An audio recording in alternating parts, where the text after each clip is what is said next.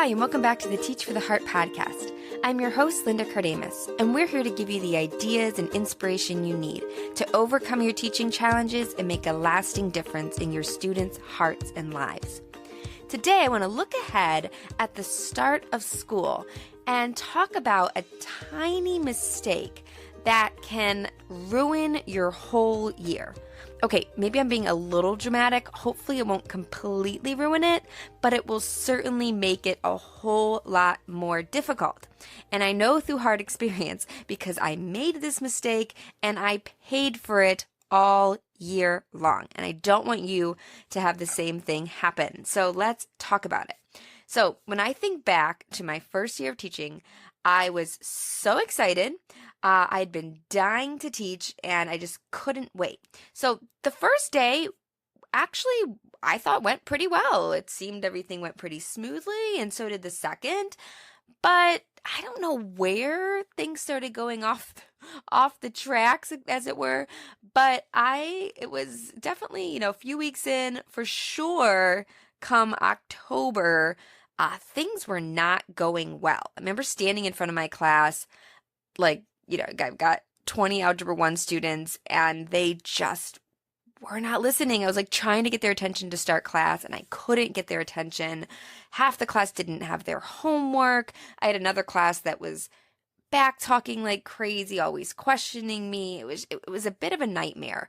And remember, I didn't even realize quite how bad it was until my principal called me in his office and said, I don't think you realize all this stuff that's going on behind your back when you're at the board and students are saying these things, and you've got to muster your authority. You've got to figure it out.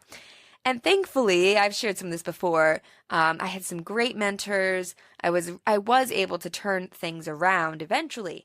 But when I look back now with some perspective and experience, I can see exactly what went wrong.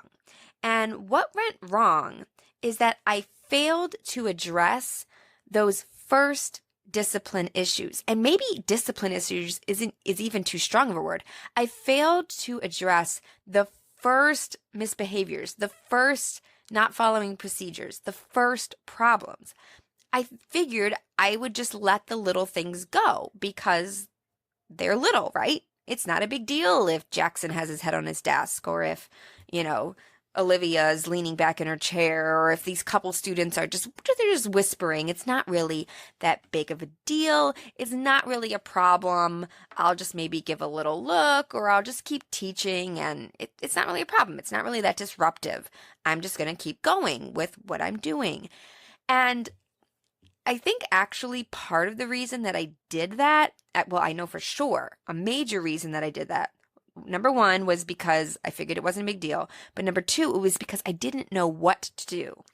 I didn't want to slap a detention on the kid for, putting his head down or for talking. So I knew I didn't want to do that, but I didn't really have a plan for what to do instead. So I just defaulted to doing nothing or giving a look, which the look can be effective in certain cases, but it's certainly not enough all on its own, right? So pretty soon, the problem was those little problems didn't stay little.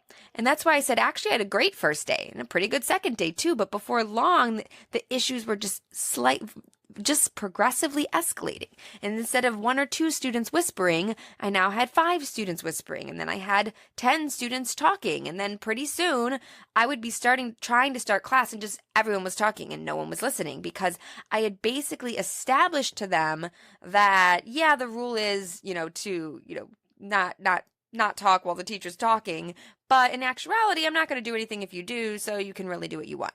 That's what I had said in with my actions. By not addressing any of the issues, that's what I had told them. And the same thing goes with procedures, right? In the procedures that I'm teaching or that you're teaching, if we tell them to do it a certain way, but then we just don't really worry about it if they don't do it that way, we're basically saying, well, what we say doesn't really matter. You can actually do whatever you want or whatever you feel like, because I'm not really going to say anything. I'm not really going to follow through. What I say doesn't really go. That's what our actions are saying when we do nothing.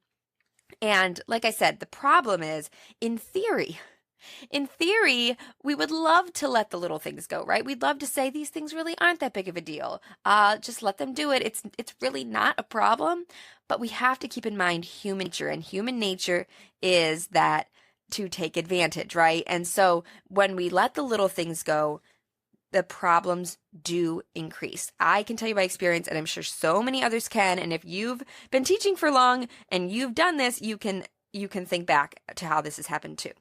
Now, one of the reasons that we choose to let little things go, there's a couple reasons. One was the reason I had stated. We don't know what to do instead. And what I learned, actually, we're going to be having an upcoming training, a back-to-school classroom management solutions training that's going to go into a lot more detail about some specific plans you can put in place to deal with minor issues like blurting and talking and things like that. So we'd love to invite you to join us on that. It's a free training at teachfortheheart.com/training. But I will tell you, the biggest thing I learned is that you don't actually have to give out a consequence to address the issue. Okay, follow me. So let's say the kid is putting his head down. Simply saying, Jackson, please sit up. That addressed the issue, right? You simply showed the student that's not how we're going to behave in class. This is what we're going to do instead, right? Saying, Jordan, please go back to the door and come into the classroom. Please walk into the classroom instead of running. Let's try it again. You address the issue. The kid's not in trouble. The kid's not embarrassed. You just have them redo it, right? So learning to have students or asking your students to redo things, simply noting the behavior and asking them to correct it, that is dealing with the problem. Now, obviously, you can't do that with every single little thing. In other words, if they're not responding to that,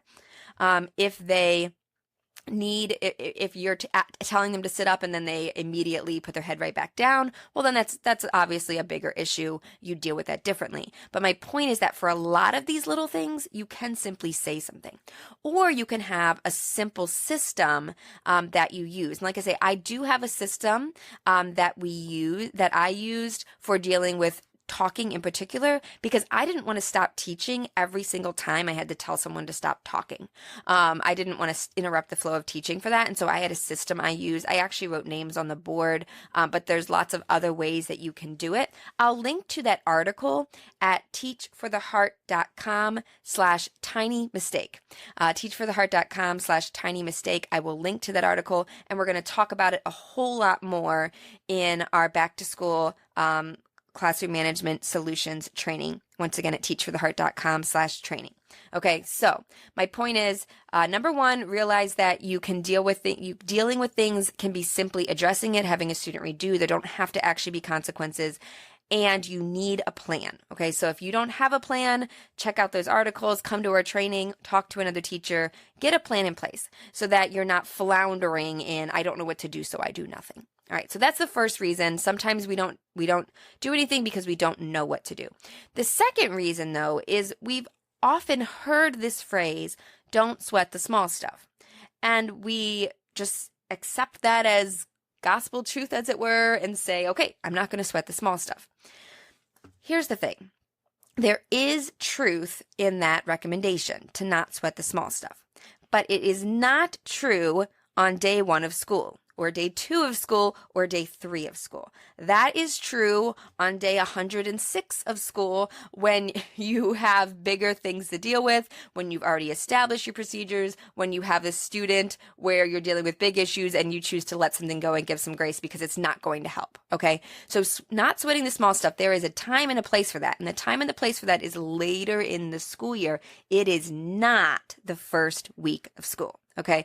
The first week of school, you are creating your classroom culture. You are setting expectations. You are communicating to the students what matters and what doesn't matter, all right? And you're doing that with your actions more than your words. So the first week of school is the time to sweat all of the small stuff, right? All of it. And then later in the year, you can make a more executive decision of what is worth sweating and what is not, okay? So I hope that's helpful to you, and I'm not the only one that says this. I've found this advice elsewhere. Definitely sweat the small stuff in the beginning, and then it's different later in the year. So hope that makes sense. If not, leave a comment at teachfortheheart.com/tinymistake, and we can talk through it together.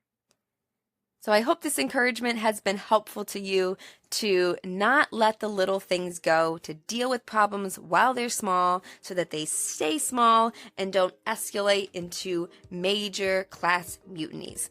And I hope that you will join us in our Back to School Classroom Management Solutions training so that we're going to be talking about 5 common mistakes that teachers make during the first week of school, how to avoid them, and how to start the school year right. We're also going to be going into more detail about some simple systems to curb those issues like chatter and blurting, as well as how to teach students to follow your procedures. So we hope you can join us there at teachfortheheart.com/training.